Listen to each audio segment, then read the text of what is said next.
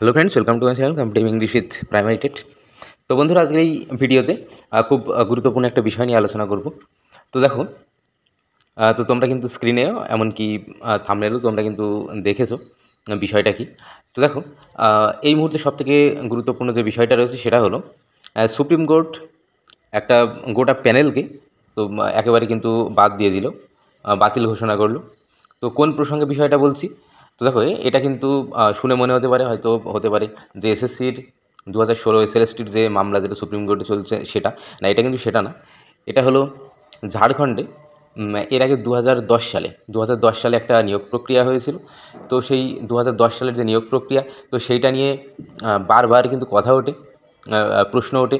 সেখানকার যে নিয়োগ প্রক্রিয়া সেখানে অনেক কিছু মেনটেন হয়নি। সেখানে কত কী শূন্যপদ ছিল সেটা জানানো হয়নি। তারপরে যেসব মানে বিভিন্ন যে ক্যাটাগরিতে পলিসি সেগুলো মেনটেন হয়নি।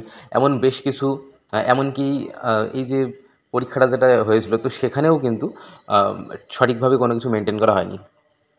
তো এই সব বিষয়গুলোকে সামনে রেখেই কিন্তু এই যে প্যানেলটা যেন বাদ দিয়ে দেওয়া হয়, তো সেই জন্যই যেন বাতিল করা হয়। তো সেই জন্য কিন্তু সুপ্রিম কোর্ট পর্যন্ত মামলাটা গড়াই।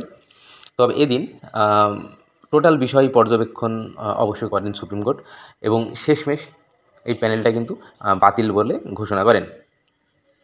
তো এখান থেকে একটা বিষয় কিন্তু উঠে আসছে যে দেখো, 2010 সাল কোথায়, 2010 সাল এখন 2025, একেবারে কিন্তু 15 বছর রানিং। তো এই 15 বছরের মাথায় এসে একটা একটা গোটা প্যানেল কিন্তু বাদ হয়ে গেল।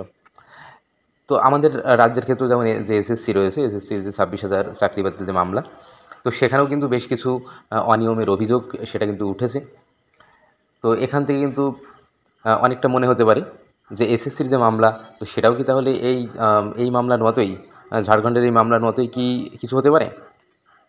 তো দেখো, তো অবশ্যই এটা এই বিষয়টা আর আমাদের এসএসসির মামলা কিন্তু অবশ্যই কিছুটা পার্থক্য রয়েছে। এসএসসির মামলাতে অবশ্যই মানা হয়েছে সব কিছু, তবে কিছু কিছু গাফিলতির জন্য আজকে কিন্তু কাঠগড়ায় এসএসসি মামলা। তবে এই যে ঝাড়খণ্ডের যে নিয়োগ, এটা কিন্তু টোটালটাই কিন্তু একেবারে দুর্নীতিগ্রস্ত। তো কোনোভাবে কিন্তু প্যানেলটাকে আর বাঁচানোর ছিল না, যে কারণে বিচারকরা এটাকে বাতিল বলে ঘোষণা করলেন। এবং সবথেকে উল্লেখযোগ্য যে বিষয়টা রয়েছে, আগামী 6 মাসের মধ্যে পুনরায় কিন্তু নিয়োগ প্রক্রিয়াটা সংগঠিত করতে হবে। তো এই ছিল খবর। তো এই বিষয়টা তুলে ধরলাম। আর অবশ্যই প্রাইমারি সংক্রান্ত বিভিন্ন বিষয় জানতে আমাদের চ্যানেলের সঙ্গে যুক্ত থাকবে। ধন্যবাদ।